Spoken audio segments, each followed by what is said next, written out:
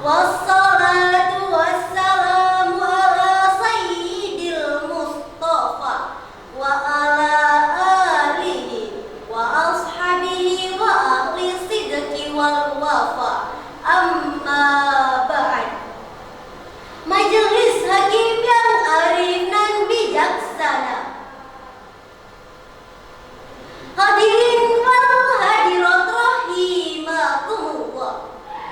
Akhir-akhir ini persaudaraan antar warga negara menjadi persoalan yang hangat dibicarakan. Stigma negatif NKRI anti kebinekaan terhadap kelompok umat Islam menjadi isu yang diperdebatkan. Masing-masing pihak mendeklarasikan dirinya sebagai kelompok yang paling nasionalis. Sementara kelompok lain dituduh untuk berusaha menepis. Para pemirsa yang berbahagia, betapa miris keadaan negara Republik Indonesia tercinta saat ini. Persatuan dan kesatuan hampir punah karena perbedaan suku, bangsa ataupun agama yang membuat bangsa Indonesia tenggelam ke dalam ranah yang begitu menyedihkan. Keberagaman merupakan sikap kebangsaan yang tumbuh karena adanya persamaan etnis yang berlainan, wilayah yang berkaitan atau pengalaman sejarah yang sejalan, serta kepentingan untuk hidup bersama dalam suatu negara kesatuan. sebagai bangsa yang merdeka atas dasar kebangsaan dan persaudaraan.